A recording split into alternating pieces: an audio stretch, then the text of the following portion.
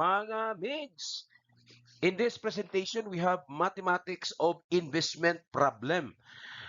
The question is, at what nominal rate an amount of P must be invested for such amount to increase by 30% compounded semi-annually in 3 years. So, ang gingon ani na atay investment nga P. So dili lang siya specific, ningon lang nga si P is the investment mo na ang ato ang sapi nga atong i-invest. Dayon mo increase siya by 30%. So for example, if the money is 1,000 pesos, so mo increase nag 30%, mahimo siyang 1,300. So ingon ana lugar no. Dayon compounded semi-annually but pasabot kaduha magsumada sa isa ka tuig sulod sa tulo ka tuig. Ang pangutana karon ani ang nominal rate sa imong pag-invest sa imuhang kwarta. Nominal rate mao kana ang rate sa imuhang pagpahulam o pagnegosyo sa imuhang kwarta sulod sa isa ka tuig. Sulod sa isa ka tuig. So kung ang imuhang interest rate o ang interest sa imuhang pagpahulam sa kwarta pananglit 10%, so kaduhaman siya sumadahon sa isa ka tuig, ang but ipasabot nga kada sumada adunalay 5%, no? 5% lang kay 10% divided by 2, that is equal to 5%. So kada sumada 5%. Pero ang imong nominal rate sa tibuok tuig, that is 10%. So that's just an example. Now, let's come to our solution. Now, sa ako nag-ingon, since the principal amount P increases by 30% after the investment period, then the compound amount must be P plus 0.30P. Okay, kining P mo man ang imuhang kapital, sumapun-an siya sa 30% niya. Kay mo man ang pagtubo sa imuhang kwarta. Considering the conversion periods, kaduha sa isa ka tuig, na kay tulo man na katuig, so dunay unom ka sumada or conversion periods. So, karon ang atong formula is S equals P times 1 plus I raised to T. So, gitawag na to ni siya og compound interest formula. So, si S, mo ni ang imuhang compound amount. Okay? So, si P mo na imong principal, si I mo nang imong interest rate, si T mo na ang imuhang number of years. But considering the fact nga kaduha magsumada, so mausab siya ang ato ang interest rate, bahino nato sa kapila magsumada og ang atong T, ang atong time nga tuig, multiplyan kung kapila magsumada sa isa ka tuig. So mo ning ingon ani, so ang atong compound amount, no, P plus 0.30P, kay mo man na ang atong ingon nga mo income ang ato ang kwarta by 30%. So si capital plus 30% niya muna ang imuhang compound amount pagkahuman sa tulo ka tuig. So, ingon ani na dayon ang mahitabo. So, karon si P giga dinhi sa left side ato siyang gigawas. Kay doon naman kini silang duha kini P plus 0.30P kani silang duha na ay common nga factor which is P. So gigawas nimo ang mabilin sa sulod 1 plus 0.30. Ya diri pod si M gipulihan nato og 2 og si T atong gipulihan sa 3. So mo ni siya lugar. So 1 plus 0.30, so 1.30P equals P. So 2 times 3, 6. Now, 2 plus I over 2. Kay kani si 1, pwede raman nato na isuwat nga 2 over 2. Di ba? 2 over 2, but pasabot, 2 divided by 2, that is 1. So, di ba, kung mag-add ta og fractions, kung pariha ang denominator, ato lang i-copy.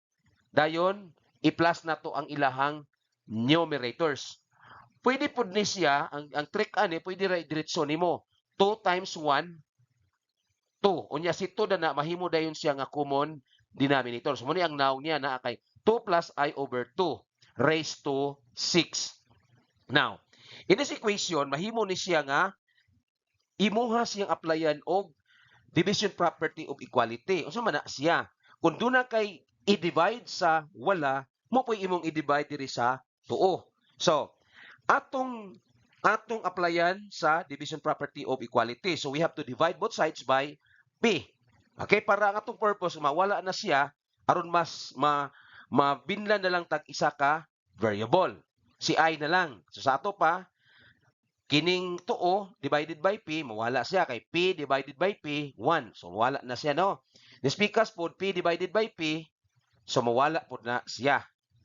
So, ang mahitabo karon kini na, no? Ang mabilin sa left side, 1.30, o ang mabilin din sa tuo, 2 plus I over 2 raised to 6. Okay. So, here, ang ato karong tuyo, nga kini si 6, power man ni diri sa tuo, exponent. So, ato siyang walaon para magkahigayon ta pag solve ni I. Ma-manipulate na to. So, ang buhaton na to ani, erase na to ang both sides sa bali sa 6. Kanang 6 na to na say understood nga over 1. So, ang bali niya is 1 over 6. Again, when you raise a power into another power, ang imurang gabuhaton is i-multiply ang powers. So, dini si left side, imo nang gi-raise sa 1 over 6, dayon dini sa right side, imo pong gi-raise sa 1 over 6. So, 6 times 1 over 6, ang resulta, mamahimo na lang siya nga 1. So, mabilin dini sa tuo is 2 plus I over 2. Now, dini sa PCAS, kani imong 1.0447, resulta ni kay gagamit ka og calculator. Ano, scientific calculator ang imong gamiton, imong i-press ang number 1.30. Pagkahuman, pangitaa ang function nga x raised to y or y raised to x. Pinduton to siya, unya ang kanang equivalent sa 1 over 6 decimal, mao po'y imo dayon nga i-press. Then equals mo, gawas ni siya ang 1.0447. Okay, so wala na tayo exponent. So karon ang sunod ng buhaton, kaning denominator sa right side, ato ni siyang walaon. So sa may buhaton nato, we have to multiply both sides by 2. So 2 plus I over 2, multiply nimo og 2, makancel si 2. So dinis pikas, multiply po nimo og 2. So nahimo na siya nga 2.0894. Then dinhin na kay 2 plus I. Now, basin mangutana mo, ngano si 2 plus I na siya sa wala. So wala na siya problema kay mura man kanang gitawag na to reflexive property. Kana mo nga A is equal to B. So what is B? B is equal to A. So ana ra so pwede ra lugar siya bayluhon. Walay epekto sa atong equality. So 2 plus I equals 2.894. Now, ay ra atong tuyo, no? Ay ra atong tuyo. Si nominal rate ra ang atong tuyo. So, we have to subtract both sides by 2. So, mabilin din karon sa wala, si I na lang. So, 2.0894 minus 2. So, ang atong difference is 0.0894. Then, change that 1 to percent. You have 8.94%. Remember that when you change decimal into percent, all you have to do, ang buhaton lang nimo kanisi point, i-move nimo kaduha patuo. So 1, 2. So ana kay 8.94%. Atong i-check kung tama ba. Okay, so si nominal rate atong pulian og 0.0894. Si M pulian nato sa 2, si MT is 6. Dayon kini si 0.0894 divided by 2. Dayon plus 1. So you will get, i-raise pa dahil mo sa 6, you will get 1.30. So luyo-luyo sa atong equation, pariha sila. Sa ato pa, the nominal rate sa atong pagpahulam, sa atong pagnegosyo, sa atong mag-invest is, the nominal rate is 8.94%. So, mga mix, kung akay kwarta, so kabalo ka, kung pila ang nominal rate nga imong ipa-interest sa imuhang kwarta kay imo nang na-project ang amount nga gusto nimong makuha pagkahuman sa investment period. Okay, so nindot ni siya nga topic labi na gyud kung doon na kay sapi ug dunay plano nga magnegosyo. Salamat kayo sa inyong pagtan-aw, paminaw o paghatag panahon ining atong video.